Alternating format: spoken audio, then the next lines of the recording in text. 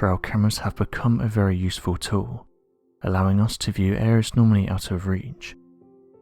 With this has come some incredible discoveries, which have helped wildlife experts with their research, giving them an insight into animal behaviour.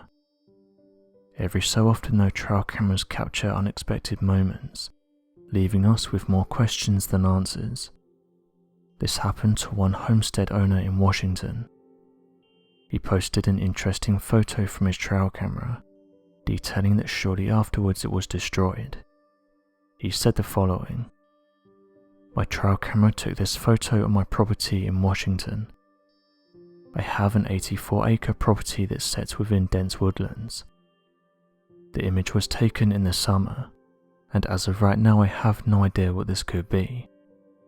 My trail camera is a good one, and it will take an image as soon as it detects motion, so in this case it was taking them very quickly. On some of the images nothing was captured, but that's because it was detecting movements close by. When I headed out to the spot where the trail camera was set up, I found it in pieces, so whatever this creature was, I knew that it had damaged the trail camera. I've worked with animals my whole life, and I know that in Washington it's illegal to own animals such as monkeys. This is what my brain went to when I was viewing the images. Something that made me feel uncomfortable about this was the fact that a few nights before the camera was destroyed I heard strange noises, but I just attributed it to being coyotes. Now though, I'm wondering if I heard something different.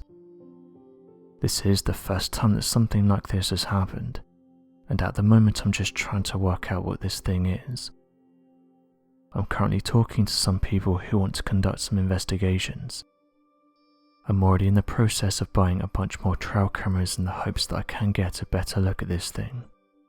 I hope that it returns." End quote. Interestingly, this isn't the first time that someone has come forward with images like this, and it's led amateur researchers to question whether something large is living in uninhabited areas across the United States.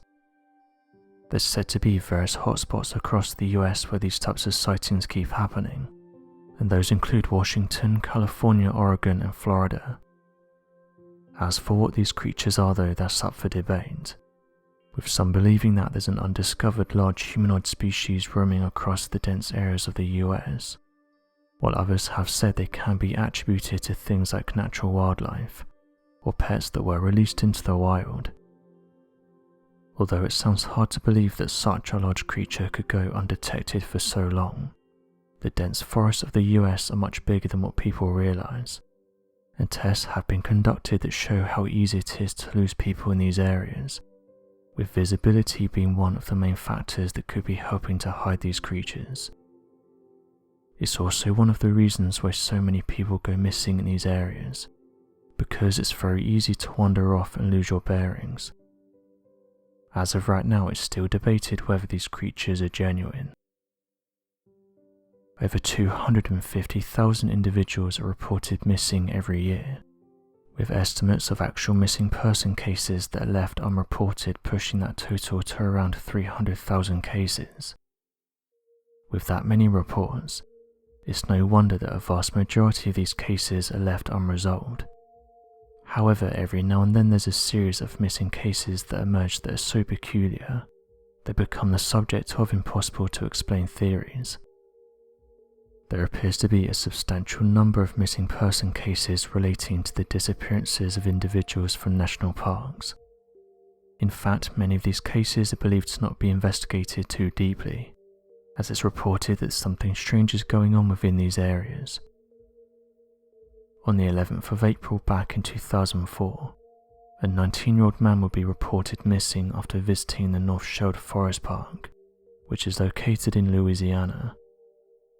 Several theories have connected Jeremiah Parker's bizarre disappearance with the Honey Island swamp monster, as the location of his disappearance runs adjacent to the US Highway 12, a major traffic way that runs straight through the Louisiana Honey Island swamp, and has been at the center of a number of impossible to explain eyewitness encounters of the monster.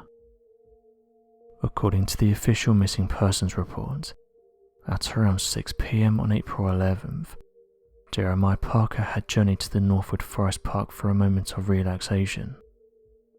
Accompanying Mr. Parker was his cousin, who has chosen to remain unidentified. According to the cousin, while Mr. Parker was with him, they had been talking about a movie that Jeremiah had recently seen and was deeply moved by. Suddenly, Mr. Parker's cousin claimed that Jeremiah decided to park at the North Sherwood Forest Park for some unknown reason and stepped out his car, leaving him in the car with the engine still running. After waiting for a few minutes, the cousin would step out to look for him, but said that Jeremiah was nowhere to be found. When investigators combed the region shortly after, Jeremiah Parker's cell phone was later found in an area behind a row of trees that rested adjacent to a large fishing pond, believing that Parker must have been through the region, though no other sign of him was recovered. The official missing persons report would describe that Parker was last seen wearing a white t-shirt, grey shorts, an LA Dodgers baseball cap and a pair of Nike shoes, with no other items accompanying him at the time of his disappearance. Without looking into the incident too much further, as well as there being no body to recover, investigators believe that Jeremiah Parker must have disappeared and travelled out of state for personal reasons, with the belief that the 19-year-old may have left for Canada. Parker's family, however, refused to believe the conclusion of the investigators, citing that Jeremiah was never known for leaving his home for more than a day, and always returning before dark. Given the rather scrawny nature of Jeremiah Parker, with physical dimensions described by the family as being approximately 120 pounds and only roughly 5.5 feet tall, it was uncharacteristic of him to suddenly disappear without telling anyone. Additionally, the family claimed that Jeremiah Parker was still in the middle of finishing up his associate's degree from the Baton Community College, a small degree that he was still paying for while working at the local Wendy's old-fashioned hamburger fast food joint. Investigators would later learn, however, that Jeremiah Parker had made several statements to family members about him leaving soon, after he had watched a movie that gave him an intense emotional reaction. According to his mother, the film that he was often referring to was The Passion of the Christ, and said it had deeply moved Parker in such a way that many had often described his behaviour as rather unusual. Regardless of these facts, Parker's cousin believes that Jeremiah's disappearance is related to the strange fishing pond, which is located at the North Sherwood Forest Park. Though the Louisiana Department of Wildlife and Fisheries states that no dangerous animals live in the pond, such as the commonly sighted alligators throughout the Louisiana region, the cousin's convinced that a large creature must have attacked and dragged him into the nearby pond. No further evidence has surfaced in recent years surrounding the incident. Oddly enough, however, several years before the incident, a strange body was recovered off the side of the road of Highway 12, the major roadway that ran adjacent to the North Sherwood Forest. Back in 1996, a young woman by the name of Barbara Mullins was driving down Highway 12 when she noticed the body of a strange animal. Curious as to what the creature was, Barbara Mullins pulled over to the side of the road and got out her vehicle to take a closer inspection. Originally due to the amount of body hair on the animal that appeared to puff out in many different directions, Barbara had assumed that the creature was a St. Bernard dog that had been hit by a passing car and dragged to the side of the road. However, it soon became apparent that the carcass was evidence of something far more unusual. Upon closer inspection, Barbara Mullins could see in clear detail that the limbs of the creature ended in strange human-like hands, similar to that of a primate. The face of the creature, however, seemed dog or fox-like in appearance, with small pointed ears, and the body hair of the creature was a puffy dark brown, completely unlike any known primate species. Believing she had stumbled on evidence of an escaped zoo animal, or an unknown discovered creature, Barbara Mullins would return to her car to pull out a camera and take several high-quality photographs of the creature from different angles, as well as having another driver within the picture frame. Although the identity of the other driver is unknown, Barbara Mullins claims the person in the picture was a random driver who'd stopped at the scene sometime after Barbara herself began taking pictures. Shortly after the mysterious driver had arrived on the scene, the Louisiana Department of Wildlife and Fisheries would soon show up and remove the carcass, with the express purpose claiming that they were going to conduct an investigation on the identity of the creature. On the 5th of September, several days following the discovery of the carcass, the DeQuincy News would become aware of the strange discovery and run several articles on the bizarre nature of the unidentifiable fauna, claiming that the creature could have been evidence of the chupacabra, or the commonly cited devil monkey of North America.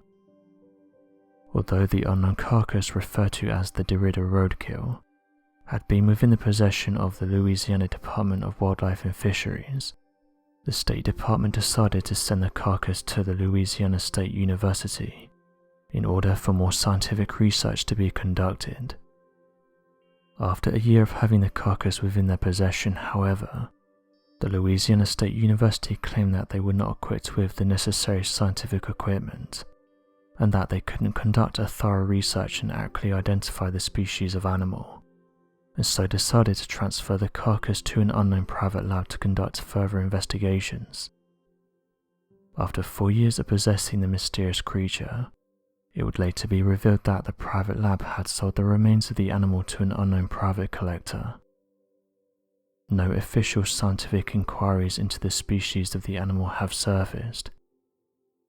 In an effort to explain away the mysterious creature, the official stance of the Louisiana Department of Wildlife and Fisheries revealed that the remains belonged to a Pomeranian dog, despite the typical Pomeranian dog weighing only 7 pounds and being less than 8 inches tall, whereas the carcass was described as being almost 200 pounds and almost 3 feet in length. Additionally, the official stance does not help to accurately explain the primate-like feet of the creature.